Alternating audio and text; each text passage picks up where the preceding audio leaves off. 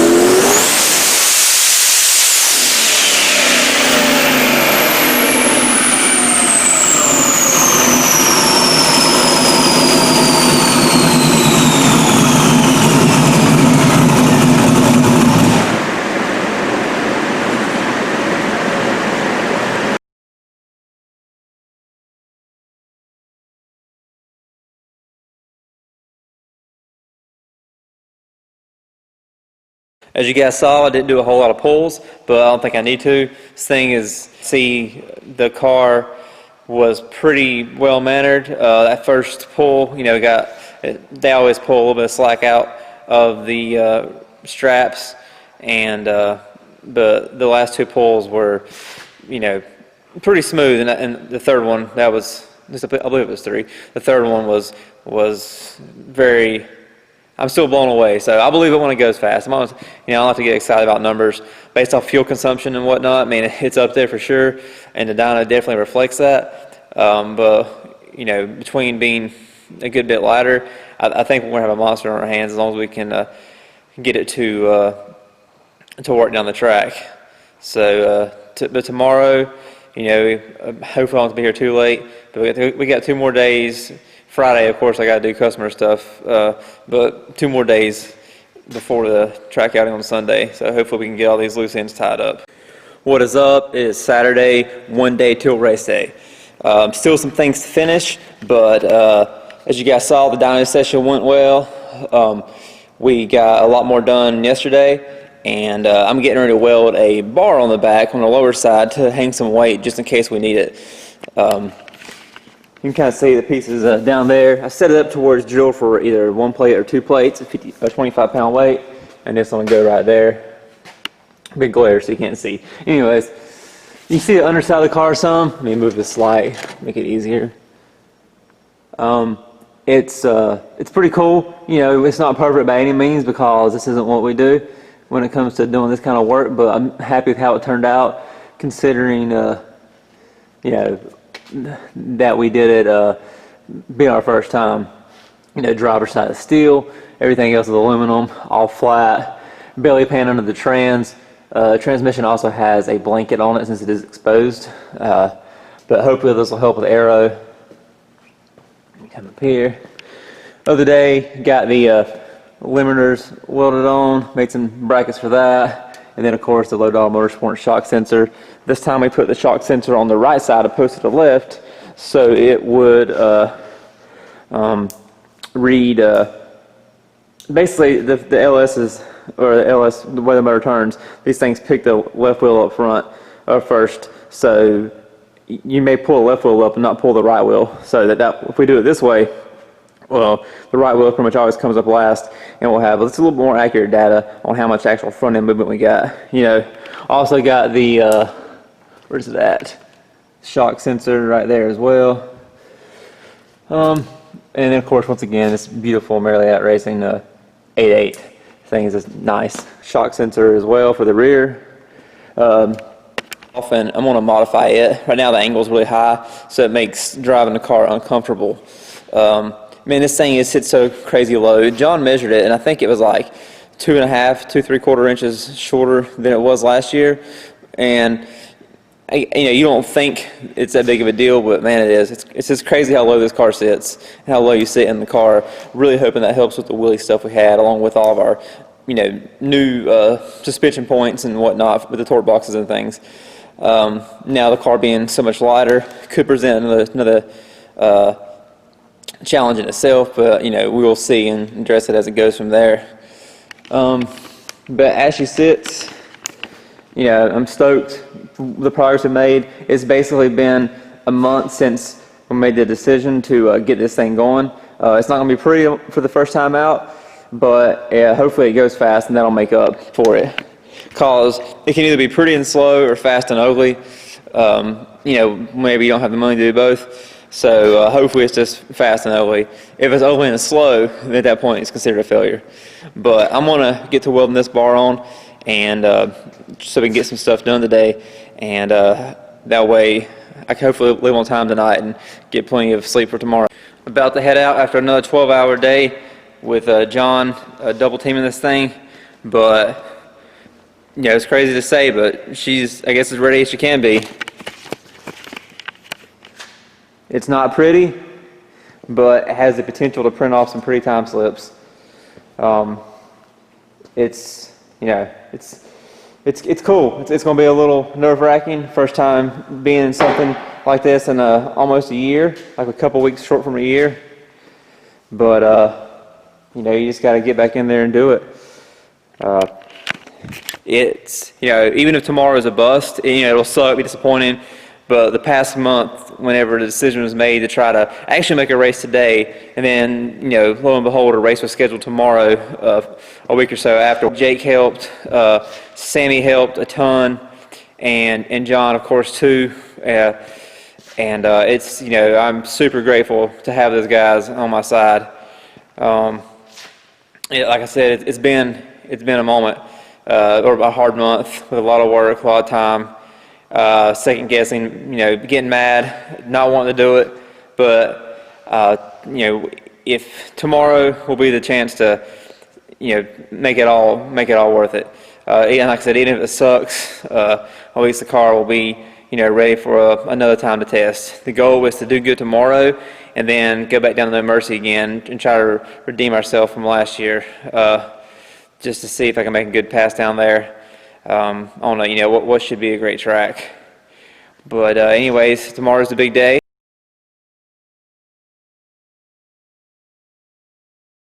It is race day. I'm here a few hours before everybody else, just because I need to try and make sure I get everything on the trailer.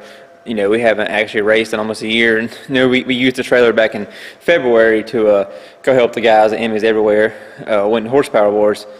drag shootout, but you know, it's been a minute. So trying to get everything set up. Got the battery charging on the race car.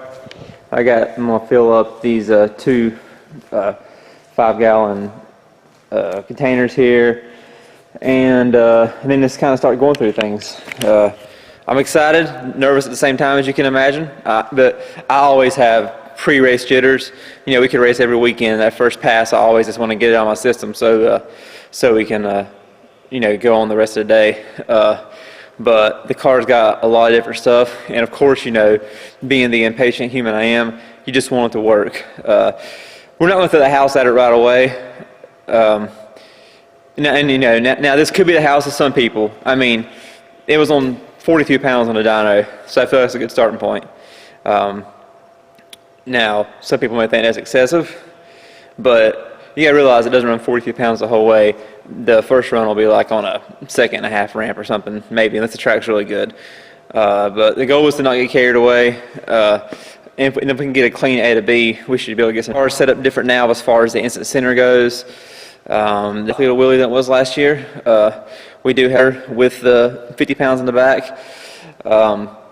But you know, if this thing goes straight, even on the first pass, there's no reason it should not PB by a decent amount. But it's got to go straight first. So you know, you can't count the chickens before the eggs.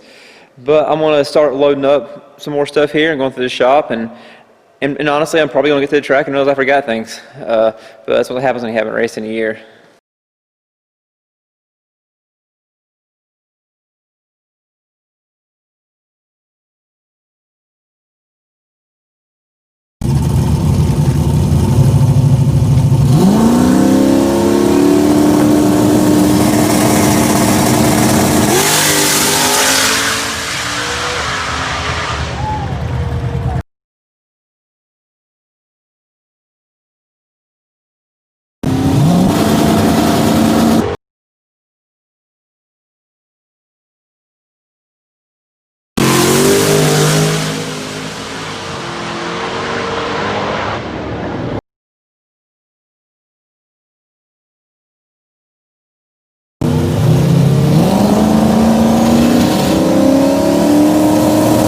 What's up, guys? World's worst vlogger here. So yesterday was a great day.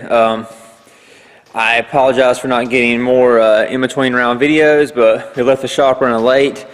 Then we realized a few minutes up the road we forgot the push bar, had to turn back around, got to the track almost right when they were calling us to the lanes for it was hustle, you know, right away to get the car set up. You know, we were the last ones to make a shakedown pass. I went to strap in. I had the seat belts too tight and couldn't get them connected. And thankfully, I noticed it with a little bit of time to spare, so I could, you know, adjust them. But it took a moment, and it was just, you know, that described the whole day. And then we didn't get, you know, maybe 45 minutes between rounds, which seems like a lot until you're trying to do things and go over data logs, cool the car. But I'll give you kind of a breakdown here of what, in almost a year, last time, you know, that I did run, it didn't end quite so well. But we get there, do the burnout, get staged, you know. I would say my second biggest fear besides another incident was it spinning, which is expected, but I just hate spinning. I hate that sound when you let off the button and you just hear the tires squeak, or you move, you know, 30, 50 feet and they squeak. I hate it so much. But I let off the button and the car rolls out and it goes. And, you know, you know, air shifter now, so I'm just kind of waiting for it to shift. Gets a little out of the groove right past the 330. So, and I'm sure it's my fault. Who knows what I was looking at or doing. But so I let off like 3.2 into the run. Went a 112.60 on the first hit and like a 479 125. Get back to the pits and I see it's only 27 pounds. Well, on the dyno, I had set the boost up a little bit different, and it was I had fixed some wiring after the dyno the following morning, and I think that was skewing my settings on the dyno, so that's why it only made 27 pounds. So on the bright side, you know, we only run a 7-pound gate, spring in the gate, and we're running a single gate, and it looks like it's doing a flawless job at regulating boost, not creeping at all, which shows how good the priority is on it. It was only 27 pounds, and it did that. I was like, well, that's awesome, but obviously it's got more in it. So then we have the second pass. This is against one of our good customers. It's the first round. Nathan, he's a good dude. Fuel Tech, 5.3 car, 76 millimeter. I go there, do the burnout, and add 10 pounds to the gate and add a little bit more about 3.2 seconds in. I go to give on two-step. It's like it's hitting the wall. Don't want to get past it, so I start bumping in anyways, so I don't get timed out. Well, then it kind of comes up at the last second, leaves a little soft, and just takes off like a rocket. Only on 113/60, but won a 444 at 164 and over a half. It was right below 165. And I remember hitting the button. I was like, God, I feel like a fast pass. And trying to slow down. You're like, come on now. You're just waiting for it's like the chute can't blossom fast enough. Brakes aren't working good enough. But ended up having plenty of room. Get down there, and of course that no time right away. But they brought, they came down the golf cart, and it was like that. That's awesome. It was a great hit. What I do on the next one, semifinals is only 8-car shootout. I have a really fast small block nitrous car, and I bump in a little deep, so just getting used to things. I was worried it was gonna come on a two-step again, so I started staging a little earlier, like right before the first beam on purpose, just to have more time. And this time it came right up, bumped in a little deep by accident. I'm gonna adjust the setting some on the bump, and my reaction was like a 0.1. His was like a 00. He treated me, which I figured. I haven't been in the seat in a year, and I've just got so many things to get used to again. I won a 43 at 163, a little less mile per hour, on 38 pounds. So I was like, well, whatever. Still one of the personal best. So it wasn't mad by any means. Backed up the mile per hour. Things still together. Coolant pressure looks great. And then I'm like, well, let's go up one more time for a test pass. So this time I turn the launch up, speed the ramp up, put a little more on the dome. And, this pass right here should go substantially faster. Well, get up there, end up going against Sammy. And I go up there, bumping a little deep again, so I'm like, okay, I'll just wait till he leaves. Let off the button, and it takes off, and then the trans is flares, and that's all she wrote. So the trans is broken, so I'm going to get it out probably tomorrow night. And thankfully it's Turbo 400, so in all likelihood anything I need will be relatively inexpensive, and we can get within a day. And then we got to figure out some way to cool it down. I think it just got too hot, and maybe need to bump the line pressure up a little bit. But all in all, I'm super happy for the first outing. Been almost a year, and then to come out and go personal best by I guess 6 numbers or 7, and then to go by almost 6 mile per hour as well. Actually, it was 6 mile per hour. That's pretty awesome. Obviously, the car's lighter now, better aero. But I'm stoked. Once again, I am super grateful for the help between Sammy and John, and anybody who lended a hand, or even my buddy, Mike Mead, for example, made some cool badass shock reservoir brackets. Cody helped a little bit. I mean, anybody that did anything it's awesome to do this first outing like this and have it be as successful as it was, even breaking the transmission. Out of all the things to break, that's probably about the cheapest. Considering most likely it's clutches and bands and stuff, or seals, but and honestly, I'd rather it break now than to act up in Georgia, which is our plan is to go to No Mercy. Assuming all goes well. I mean, the car ran great. We need to add a primer pump as well. Basically, the mechanical pump is getting starred on shutdown when the chute comes out. So it's causing it to suck air, and we got to prime it before every pass, which is kind of a pain. But once again, the car's in one piece, personal best all around minus a 60. And, this thing's got a lot of potential. I didn't even try to wheelie yesterday. The track was good. And admittedly, I didn't hit it as hard as I used to hit it last year because it was kind of, we expected to go to knock tires off because, John had some new theories on the suspension and theories of just that. But, they worked great. But we just pushed in this way last night, so his nose is in the corner until, it's just easy. But I'll get it flipped around, and tomorrow night get the trans dropped out of it, and we will get that thing tore apart and see what we can figure out there so we can get it back together, hopefully by the weekend, and just check over every. But thanks again, guys, for watching. Please like, share, and subscribe. I don't have a lot that I'm not putting every free moment into getting this thing ready and being just so burned out and drained mentally. But thanks again.